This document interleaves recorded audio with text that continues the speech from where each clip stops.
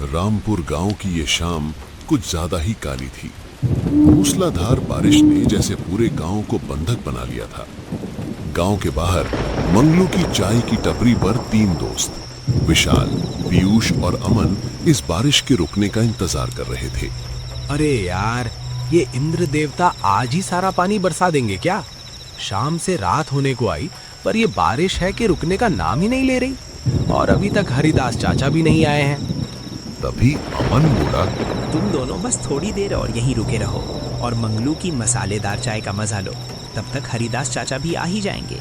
अरे अमन, मुझे नहीं लगता कि हरिदास चाचा आज इस भयंकर बारिश में यहाँ आएंगे। अरे ऐसा भी हो सकता है क्या? चाहे दुनिया इधर की उधर हो जाए, इतवार की शाम हरिदास चाचा के तजुर्बों के पिटारे से निकले किस्सों के बिना तो अधूरी ही लगती है। हाँ अमन, ये तो तूने बिल्कुल सही कहा। इसी तरह तीनों चाय पीते पीते हरिदास चाचा द्वारा बीती रात सुनाए गए डरावने किस्सों की बातों में खो गए। तभी तेज बारिश के बीच छाता थामे हरिदास चाचा अचानक टपरी पर आ पहुंचे। अरे देखो, हरिराम चाचा आ गए। चाचा चाचा, आपकी तो बहुत लंबी उम्र है। अभी अभी आपकी ही बातें कर रहे थे हम तीनों। फिर हरिदास चाचा ने अपना भीगा छाता बंद किया और बैठ गए। हरिराम चाचा, आज लगता है कहानी लिखने में व्यस्त थे थोड़ा। हाँ, सही कहा, बस थोड़ा लिखने में ही व्यस्त था। अच्छा चाचा, आप इतनी बढ़िया भूतों की कहानियां लिखते हैं और हमें भी सुनाते रहते हैं। क्या आपके साथ कभी कोई भूतिया घटना नहीं घटी? सच में अमन बिल्कुल ठीक कह रहा है। आपने इतनी सारी कहानियां लिखी हैं, जरूर आपके साथ भी कभी कोई भूतिया घटना तो घटी ही होगी। हाँ, हुई तो है। एक बार नहीं, कई बार हुई है। सच में? तो आज वैसी ही कोई कहानी सुनाओ ना। आज से कई साल पहले एक रात मेरे साथ एक बेहद खौफनाक अनुभव हुआ था, जिसे मैं आज तक नहीं भूल पाया। सुनोगे वो? जरूर, ऐसी शाम में वैसी घटनाएं तो खूब जमती हैं। अच्छा, सुनाता हूँ, लेकिन ये बात तुम तीनों तक ही रहनी चाहिए। ये बात आज से करीब 30 साल पुरानी है। उन दिनों मैं एक सरकारी अस्पताल में काम करता था। मेरा काम था लाशों की चीर फाड़ और सिलाई करना, जिसे तुम आज की भाषा में पोस्टमार्टम कहते हो। मैं तब जामगोली नामक गांव में तैनात था। तुम तो जानते ही हो, अस्पताल के शवगृह में लाश आने का कोई तय समय नहीं होता। जब भी ऊपर से बुलावा आ जाता है, चाहे दिन हो या आधी रात, जाना पड़ता है। बरसात का महीना चल रहा था। बाहर झमाझम बारिश लगातार बरस रही थी। घड़ी में लगभग रात के 12:45 बजे हुए थे। ये मानकर कि अब रात यूं ही शांति से गुजर जाएगी, मैं दाल चावल खाकर सो गया। पता ही नहीं चला कि कब गहरी नींद में डूब गया कि अचानक दरवाजे पर किसी ने जोर से खटखटाया और मेरी नींद एक झटके में टूट गई। इतनी भयानक रात में अब फिर कौन आ गया? मैंने सोचा नहीं उठूंगा, जो भी होगा आवाज देकर खुद ही चला जाएगा। कुछ पल तक गहरा सन्नाटा पसरा रहा और तभी फिर वही खटखट की आवाज, इस बार पहले से कहीं ज्यादा जोर। मुझे समझ आ गया कि बिना दरवाजा खोले ये अजनबी टलने वाला नहीं है। मन में भारी अनिच्छा लिए मैं बिस्तर से उठा और धीरे से किवाड़ खोल दिए। दरवाजा खोलते ही मैं चौंक गया। सामने एक नौजवान लड़की खड़ी थी। मुश्किल से 20-25 साल की होगी। वो इस तूफानी बारिश में आई थी, लेकिन हैरत की बात यह थी कि उसके कपड़ों पर नमी तक नहीं थी, मानो बारिश ने उसे छुआ ही ना हो। उसने गहरे हरे रंग की कुर्ती और नीली सलवार पहन रखी थी। चेहरा बर्फ की तरह साफ, मगर उसमें कोई हरकत नहीं। पीला और निर्जीव, मानो रगों में बहने वाला खून कब का सूख चुका हो। उसकी आंखें, उनमें कोई साधारण नजर नहीं, बल्कि ऐसी खामोश विनती थी जो बिना बोले ही मदद मांग रही हो। इतनी भयानक बारिश में तुम यहाँ क्या कर रही हो? पहले अंदर आ जाओ, वरना इस ठंडी बारिश में भीगकर बीमार पड़ जाओगी। नहीं नहीं, मैं अंदर नहीं आ सकती। मुझे तुम्हारी मदद की जरूरत है। मेरी मदद चाहिए, पर मैं तुम्हें पहचान नहीं पा रहा और पहले कभी देखा भी नहीं तुम्हें। नहीं, तुमने मुझे पहले कभी नहीं देखा होगा। वो दरअसल वो पल भर के लिए चुप हो गई। जैसे आगे के शब्द उसके होठों तक आकर कहीं अटक गए हों। बताओ तो सही, क्या बात है? मैंने फिर से उसे अंदर बुलाया, लेकिन वो वहीं की वहीं खड़ी रही। मेरे लिए इस घर के अंदर आना ठीक नहीं। तुम्हें अभी इसी वक्त शवगृह चलना पड़ेगा। वहाँ एक लाश आई है। इस बार मेरे पैरों तले जमीन खिसक गई। इसे कैसे पता चला कि शवगृह में लाश लाई गई है, और वो मुझे बिना देर किए वहां ले जाने पर क्यों अड़ी है? तुम्हें कैसे पता कि शवगृह में लाश लाई गई है, और इतनी बेचैनी में तुम मुझे अभी वहीं जाने को क्यों मजबूर कर रही हो? उस लाश का पोस्टमार्टम तुम्हें करना ही होगा, नहीं तो। तुम्हें शायद पता नहीं, इस अंधेरी रात में पोस्टमार्टम नहीं होता। सुबह होते ही कानूनी कार्रवाई शुरू होगी, फिर अंतिम रिपोर्ट बनेगी, और तभी मौत की असली कहानी कागजों पर उतरेगी। ये बेहद जरूरी है। अगर आज रात ये काम नहीं हुआ तो सब कुछ खत्म हो जाएगा। उसकी आवाज में एक अजीब सा दर्द था। आज रात शवगृह जाना ही होगा, तभी किसी मासूम को इंसाफ मिलेगा, वरना सब अधूरा रह जाएगा। इंसाफ? तुम कहना क्या चाहती हो? मुझे कुछ भी समझ नहीं आ रहा। अब और देर मत करो, मैं तुम्हें बाद में सब बता दूंगी। सुबह होने में बस 2-3 घंटे ही बचे हैं। यदि आज तुम नहीं चले तो सब कुछ खत्म हो जाएगा। उसने मुझसे इस तरह से कहा कि मैं ना नहीं कर सका। मेरे पास खोने को था भी क्या? घर में चोरी करने लायक कुछ था नहीं, और उस लड़की की आंखों में ऐसी बेबसी थी कि मुझे लगा ये झूठ नहीं बोल रही।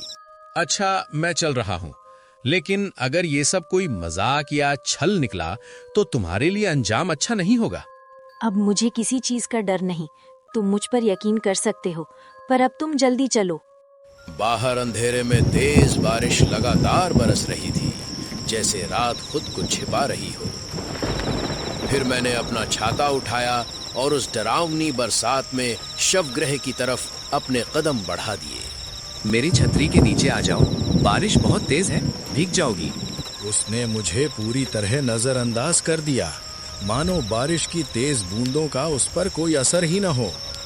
चलते चलते अचानक मेरी नजर उस पर पड़ी और मैं ठिठक गया। उसका जिस्म अस्वाभाविक रूप से बहुत ज्यादा सफेद था, जैसे दर्द और मार ने उसके खून को ही जमा दिया हो। इस तूफानी रात में यूं अकेले भटक रही हो, तुम्हें डर नहीं लगता? तुम्हारा घर कहाँ है? घर? वो तो कब का मुझसे छिन चुका है। एक मामूली सा घर बसाने की चाह थी, मगर कुछ इंसानों की क्रूरता ने मेरी पूरी जिंदगी उजाड़ दी। अब मुझे किसी का डर नहीं है, क्योंकि अब डरने के लिए कुछ बचा ही नहीं। उसकी बातों ने मुझे और उलझा दिया। मुझे कुछ भी साफ समझ नहीं आ रहा था। तभी अचानक मेरी नजर उस पर पड़ी और एक पल के लिए मेरा दिल रुक सा गया। उसके साए की दिशा कुछ अजीब थी, जैसे वो रोशनी के नियमों को मान ही नहीं रही हो। घबराकर मैंने आंखें झपकी और फिर देखा, सब कुछ सामान्य था। मैं खुद को समझा ही रहा था कि तभी दिल के किसी कोने में एक ठंडी सी सिहरन दौड़ गई। अगर ये सब सिर्फ वहम है, तो फिर ये बेचैनी क्यों बढ़ती जा रही है? हरिदास चाचा, जब आपको वहां सब कुछ अजीब सा लग रहा था, तो आप उसी वक्त वापस घर क्यों नहीं लौट आए? मेरे कदम रुकना चाहते थे, मगर शरीर आगे बढ़ता चला जा रहा था, जैसे कोई और ही मुझे चला रहा हो। उस सन्नाटे भरे सफर के बाद आखिरकार हम शवगृह के सामने जा पहुंचे। वो देखो, वो रहा शवगृह, हम पहुंच गए। मैंने थोड़ा आगे बढ़कर देखा तो सन्न रह गया। शवगृह का दरवाजा खुला पड़ा था और टूटा ताला जमीन पर पड़ा गवाही दे रहा था कि यहाँ कुछ गलत हुआ है। ये दरवाजे का ताला किसने तोड़ा? क्या ये तुमने किया है? उस लड़की ने मेरे सवाल पर कोई प्रतिक्रिया नहीं दी। ताज्जुब की बात ये थी कि उस रात गांव के शवगृह में ड्यूटी पर सिर्फ मैं ही था और उसकी चाबी भी अकेले मेरे ही पास थी। तुम अंदर जाओ, लाश वहीं पड़ी है। मैं अभी अंदर नहीं आ सकती, मेरे लिए ये मुमकिन नहीं है। किसी तरह हिम्मत जुटाकर मैं कमरे के भीतर घुसा और कांपते हाथों से स्विच दबा दिया। पीली सी रोशनी फैलते ही सामने रखी मेज पर पड़ा वो दृश्य मेरी रूह तक को जमा गया।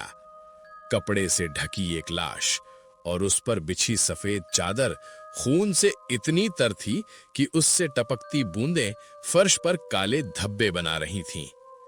बाहर वही लड़की अब भी बारिश में खामोशी से खड़ी थी, न कोई हरकत, न कोई आवाज। अब तो सच जानना ही पड़ेगा, ये लाश किसकी है, उसे इसकी भनक कैसे लगी, और उसने पुलिस को क्यों नहीं बुलाया, और वो शवगृह के अंदर आना क्यों नहीं चाहती है। इन सवालों से जूझता हुआ जैसे ही मैं बाहर निकला, मेरी सांस गले में अटक गई। वहां कोई नहीं था। बारिश गिर रही थी, मगर लड़की गायब थी। चारों तरफ ऐसा सन्नाटा था कि अपने दिल की धड़कन भी चीख बनकर कानों में गूंज रही थी। दूर दूर तक किसी जिंदा चीज का नामो निशान नहीं था, जैसे वो लड़की कभी इस दुनिया का हिस्सा थी ही नहीं। वो लड़की मुझे यहाँ बुलाकर न जाने खुद कहाँ गायब हो गई। ये सब देख अब मेरे सीने में अजीब सी घबराहट भरने लगी थी। दिल जोर जोर से धड़क रहा था और मन में एक अनजाना डर रेंगने लगा था। मैं असमंजस में खड़ा सोच ही रहा था कि क्या करूं, तभी अचानक मेरे दिमाग में एक ख्याल बिजली की तरह दौड़ा। मुझे सबसे पहले उस लाश का चेहरा देखना होगा। ये सोचते ही मैं कांपते कदमों से शवगृह के भीतर दाखिल हुआ। जैसे ही मैंने लाश के चेहरे से वो खून से सनी चादर हटाई, मेरी रूह तक कांप उठी। मेरी जिंदगी का सबसे बड़ा झटका मेरे सामने था। ये लाश किसी और की नहीं थी, ये उसी अजनबी लड़की की थी जिसने इस बरसाती रात में मुझे शवगृह बुलाया था। शव की हालत बेहद भयानक थी। उसका सिर और धड़ अलग अलग पड़े थे, मानो किसी तेज धार हथियार ने एक ही वार में उसकी गर्दन को धड़ से अलग कर दिया हो। उसकी आंखें अब भी खुली हुई थीं, मानो किसी अनदेखी चीज को घूर रही हों, और गर्दन के गहरे घाव से अब भी ताजा खून रिस रहा था। मैं उस खौफनाक मंजर को देखकर भी अकेला वहां खड़ा रहा, शायद इसलिए क्योंकि मैं लाशों को काटने और सिलने का आदी था। पर बात यहीं खत्म नहीं हुई। मेरे मन में बस एक ही बात गूंज रही थी। हरिदास, अब यहाँ एक पल भी रुकना मौत को दावत देने जैसा होगा। उस कमरे की घुटन और सन्नाटा मुझे भीतर से निगल रहा था और मैं किसी भी तरह वहां से भाग निकलने का फैसला कर चुका था। तभी अचानक कमरे में एक भर्राई हुई आवाज गूंजी। मैंने चौंक कर नीचे की ओर देखा। उसकी खुली हुई दोनों आंखें धीरे धीरे मेरी तरफ घूम गईं, मानो अब भी मुझसे कुछ कहना चाहती हूं। फिर कांपती हुई आवाज में वो मुझसे बोली, प्लीज मुझे यूं छोड़कर मत जाना, मेरी मदद करो। उसकी आवाज में दर्द और बेबसी थी। फिर उसने जैसे आखिरी आस में कहा, मेरे जिस्म को फिर से जोड़ दो, नहीं तो मैं अपना बदला कभी पूरा नहीं कर पाऊंगी। उस वक्त हरिदास चाचा के हलक से एक लफ्ज नहीं निकला। यही वजह है कि मैंने तुम्हें इतनी गहरी रात में यहाँ बुलाया था। जैसे तैसे मैंने वहां से नजर हटाई और दरवाजे की तरफ भागा, लेकिन दरवाजे पर पहुंचते ही मेरे कदम थम गए। वही लड़की बेजान सी खड़ी थी। तुम मुझसे डरो मत, मैं तुम्हें कोई नुकसान नहीं पहुंचाऊंगी। बस तुम्हें मेरे लिए एक काम करना होगा। जिन्होंने मुझे इस हाल तक पहुंचाया है, उन्हें मैं किसी कीमत पर नहीं छोड़ूंगी। तभी हरिदास चाचा के मुंह से सिर्फ एक शब्द निकला, हत्या? हाँ, एक हत्या। मैं तुम्हें सब कुछ बताऊंगी, उसके बाद तय करना तुम्हारा होगा कि तुम्हें क्या करना है। मेरा नाम अनन्या है। शायद अब इससे कोई फर्क नहीं पड़ता, क्योंकि मैं जिंदा नहीं हूँ। मेरी शादी 6 महीने पहले ही रामगढ़ गांव के नरेश से हुई थी। शुरुआती कुछ दिन बिल्कुल ठीक थे, हंसी, रस्में, नए सपने। मुझे लगा था कि मुझे भी एक अच्छा घर परिवार मिल गया है। मैं नहीं जानती थी कि ये शांति सिर्फ कुछ समय की मेहमान है। 1 साल बाद मैंने एक बेटी को जन्म दिया। मैंने उसे पहली बार गोद में लिया तो लगा मेरी पूरी दुनिया मेरी बाहों में समा गई है। लेकिन उसी पल मैंने उनके चेहरों पर मायूसी देख ली थी।